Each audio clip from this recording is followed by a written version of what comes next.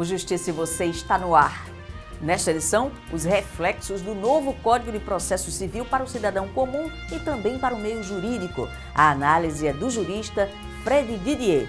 E ainda, a nova ferramenta que vai ajudar o judiciário a garantir mais segurança aos negócios imobiliários. E também, o primeiro dos 4 eventos que vão debater a implantação das audiências de custódia no Rio Grande do Norte. E na entrevista, vamos falar sobre a importância da mediação nos processos de família. A convidada é a juíza Virgínia Marques, titular da 6ª Vara de Família de Natal. Fique conosco, o Justiça em Você volta em instantes. Antes disso, você confere os fatos que marcaram o Poder Judiciário esta semana. Até já!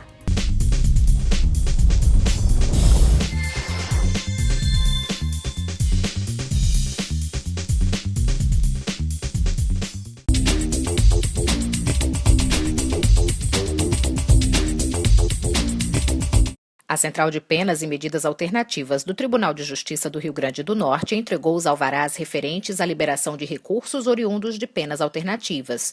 Os recursos foram arrecadados pelas varas criminais da comarca de Natal. Ao todo, 6 instituições filantrópicas foram beneficiadas e receberam valores entre 13 e 35 mil reais. As instituições que recebem esses cumpridores passam a ter direito, até por prioridade, a apresentar projetos aqui, porque elas recebem os cumpridores para serviços comunitários nas suas sedes. Então, nada mais justo do que as penas pecuniárias serem direcionadas para essas instituições que já prestam um serviço à comunidade.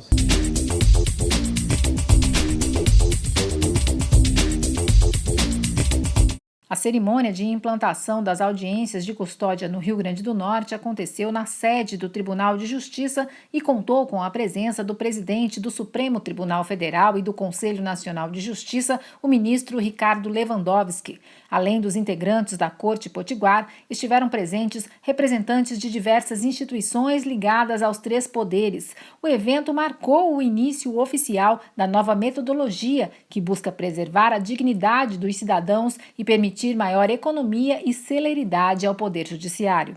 Entendemos que se trata a evidência do resgate da obrigação de exercitar uma das mais básicas atribuições que detém o Poder Judiciário em particular e oportunizar ao cidadão o exercício dos seus direitos primários individuais, notadamente para as pessoas mais carentes que não têm condições de arcar com os custos de um advogado logo após a ocorrência da prisão.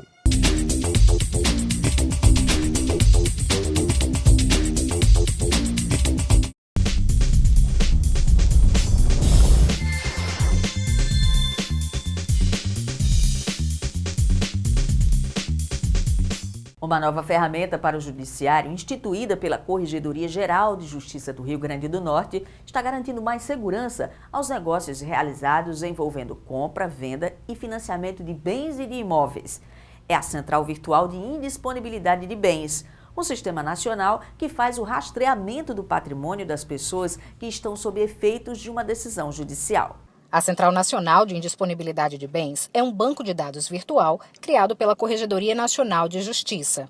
Juntas, essas informações contribuem para agilizar as decisões judiciais e administrativas relacionadas ao bloqueio de bens. Ela vai dar mais agilidade, mais rapidez, na execução dessas ordens, porque anteriormente, como era feito?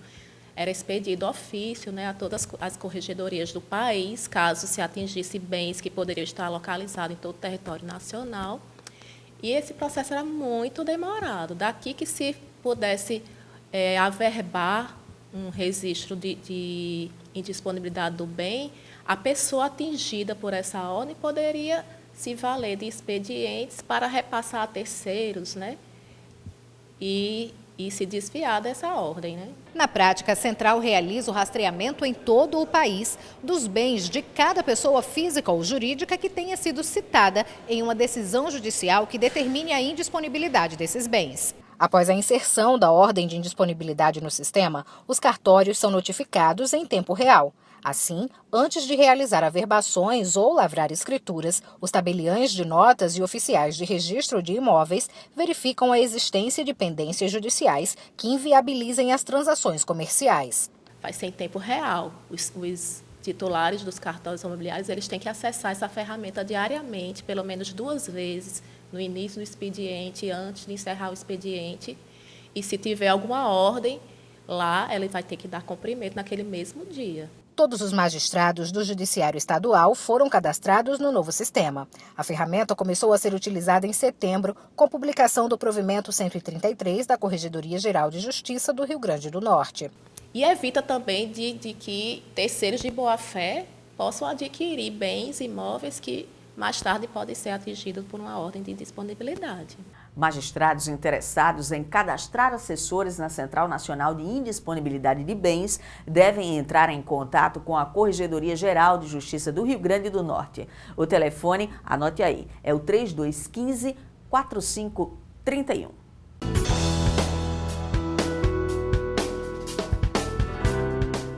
Astreinte, termo originário do latim astringere, significa apertar, compelir, pressionar. Astreinte é a multa diária imposta por condenação judicial. É cabível na obrigação de fazer, de não fazer e na obrigação de entrega de coisa. A finalidade da medida é constranger o vencido a cumprir a sentença e evitar o retardamento no cumprimento. Quanto mais tempo o devedor demorar a saldar o débito, mais pagará. A astreinte não tem limite. Só cessa quando a obrigação é cumprida.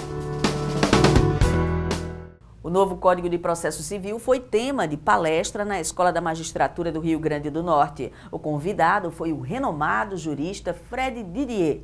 Ele falou sobre os reflexos do novo código para o cidadão comum e para os profissionais do direito. O professor, advogado e pesquisador Fred Didier falou por aproximadamente 3 horas para mestrandos, juízes e servidores do Tribunal de Justiça do Rio Grande do Norte.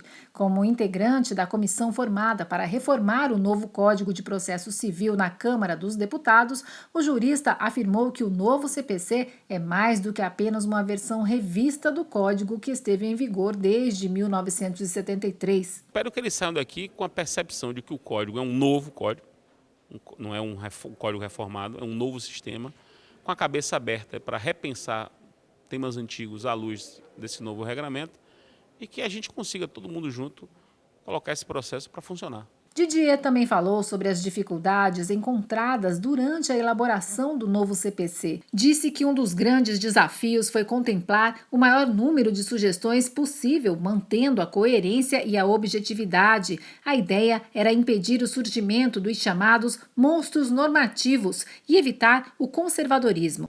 Grande novidade do código nesse ponto é que o código permite um ajuste do processo pelo consenso das partes. Em vez de você ter um processo único, rígido, que sirva para qualquer tipo de problema, agora você tem um processo que é flexível, ajustável às peculiaridades do caso, se os próprios interessados acharem conveniente fazê-lo. Então, é como se você pensasse o seguinte, é como se o processo antes fosse um processo só prêt-à-porter, você chegasse para pegar a sua roupa e a roupa estava pronta para você levar, e agora o processo pode ser um processo de alfaiataria. Você pode criar um processo para aquele caso específico que está sendo levado para o judiciário. O juiz de direito Herval Sampaio reafirma a importância da discussão na elaboração de julgamentos na área civil. Ele ressalta que as mudanças do novo CPC começam a ser implementadas a partir de março de 2016. Estamos trazendo os maiores professores e processualistas e que estiveram lá na Câmara de Deputados do Senado Federal tratando desse novo CPC, justamente para que os juízes, assessores, enfim, a comunidade jurídica envolvida no Tribunal de Justiça possa ter acesso à informação de qualidade e já se encontrar preparado para a prestação jurisdicional no futuro, que será toda guiada com esse novo CPC. Esse painel de diálogos jurídicos que a Escola da Magistratura tem proporcionado com os processualistas que não só ajudaram na elaboração, deram suas contribuições científicas para essa nova lei, representa um momento de reflexão e de pausa para que a gente estude um pouco, a gente pare para trazer alguns questionamentos e discutir sob o ponto de vista teórico, tendo em vista que a vigência da lei, né, se avizinha a partir de março de 2016. Depois do intervalo, o primeiro dos 4 eventos que vão debater as audiências de custódia no Rio Grande do Norte e a importância da mediação nos processos de família. Aproveite este tempo para acessar a nossa página no Facebook e conferir os destaques do Judiciário Potiguar. Compartilhe nossas postagens e deixe comentários. Opine sobre os temas da sua preferência. O Justiça e Você volta já.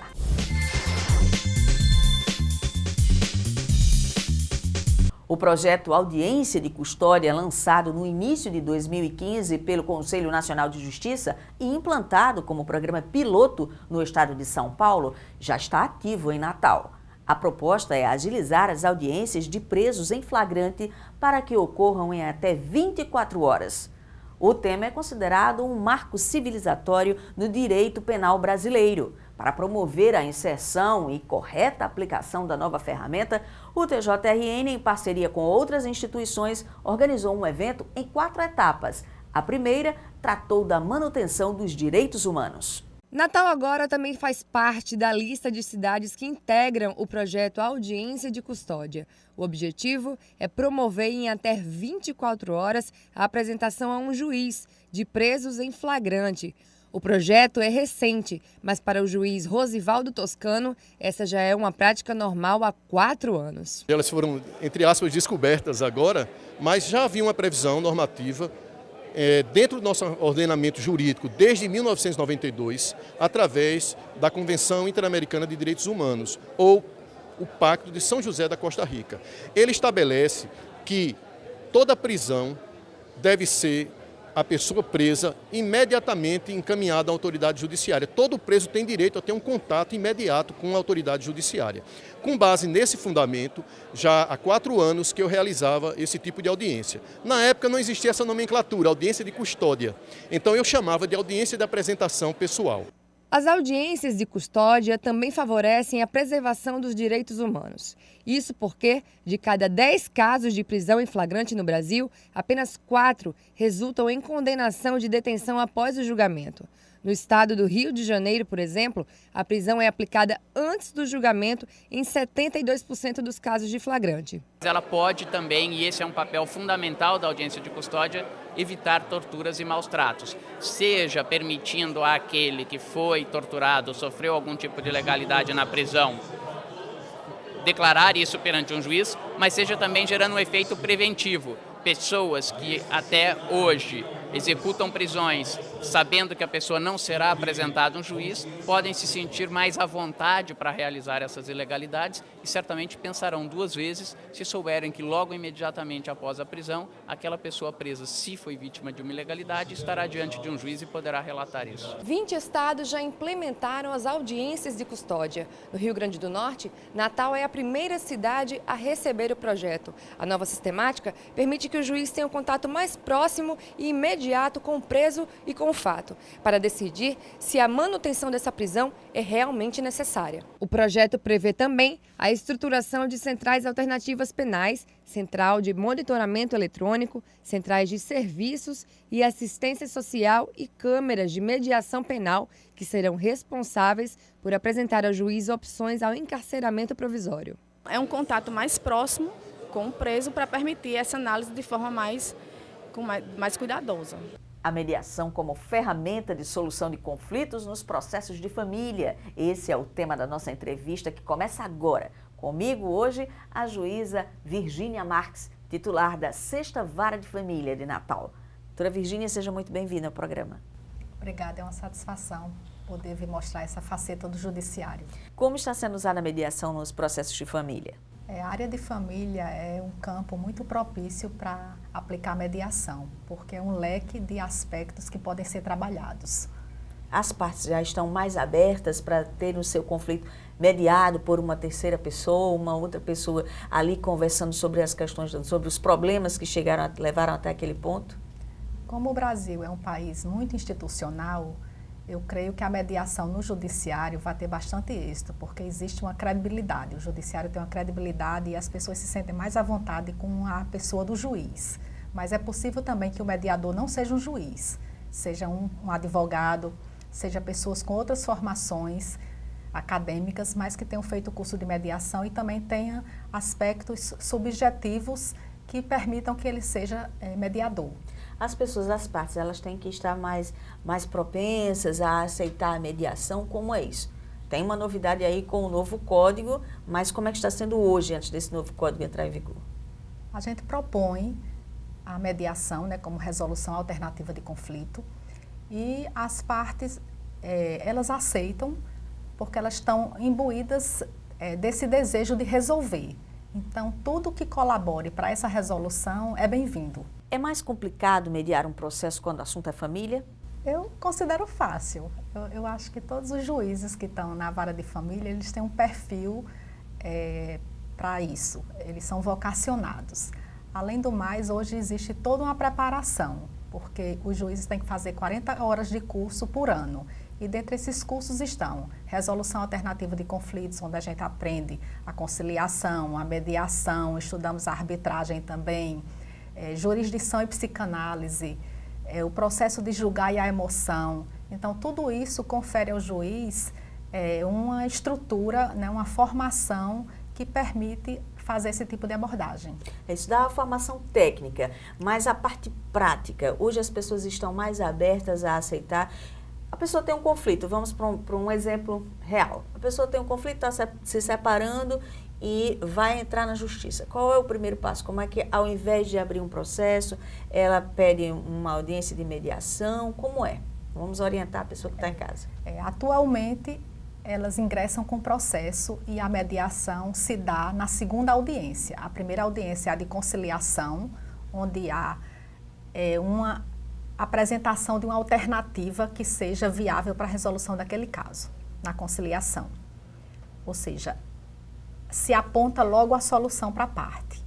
Quando isso não funciona, porque a parte considera que aquilo não era muito o desejo dela, não era o que ela esperava, a expectativa era diferente, então a gente apraza a audiência de instrução e julgamento e na audiência de instrução e julgamento é apresentada a mediação.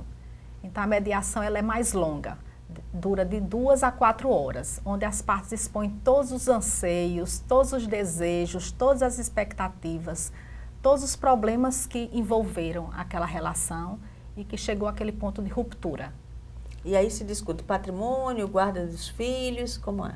Discute patrimônio, alimentos, guarda de filhos, direito de visitas, todas as decisões que envolvem a criança ou adolescente, a escola que vai estudar, os esportes que vai praticar, o plano de saúde. E a guarda compartilhada está sendo mais procurada pelos pais atualmente? O perfil dos pais tem mudado.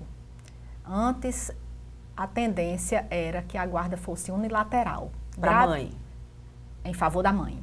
Gradativamente, essa realidade vem mudando. Dia a dia, os pais estão querendo a guarda compartilhada. Por quê? Porque os pais hoje querem participar da vida dos filhos. Eles querem dar a colaboração deles para a formação moral, intelectual e ética. Eles não se veem mais como um mero provedor da família, que paga uma pensão e a mãe vai administrar esses recursos e está tudo bem. Não é mais assim. Ele quer ver se a criança está bem na escola, ele quer ver se a criança realizou as atividades, ele quer ensinar as atividades, ele quer discutir com a mãe no sentido de debater se a criança vai fazer um curso de língua estrangeira, qual o esporte que a criança vai praticar. Ele quer fazer parte do dia a dia, ou seja, que após a ruptura a criança tenha mais ou menos a mesma estrutura familiar de apoio, né, de suporte a ele que tinha quando o casal era casado. E essa mudança de perfil do homem tem se apresentado em todas as camadas sociais ou não? Tem se apresentado em todas as camadas sociais. O que é muito bom para a família. O que é muito bom para a família. Doutora Virgínia, muito obrigada por ter vindo e por esses esclarecimentos. O programa está sempre à sua disposição. Até a próxima. Obrigada. E o Justiça e Você volta na semana que vem, mas você continua acompanhando as principais notícias do Poder Judiciário Potiguar no site do TJRN ou pelas redes sociais. Reveja o programa, deixe comentários e sugestões de temas para as nossas próximas reportagens e para as nossas próximas entrevistas. Nos vemos no programa que vem.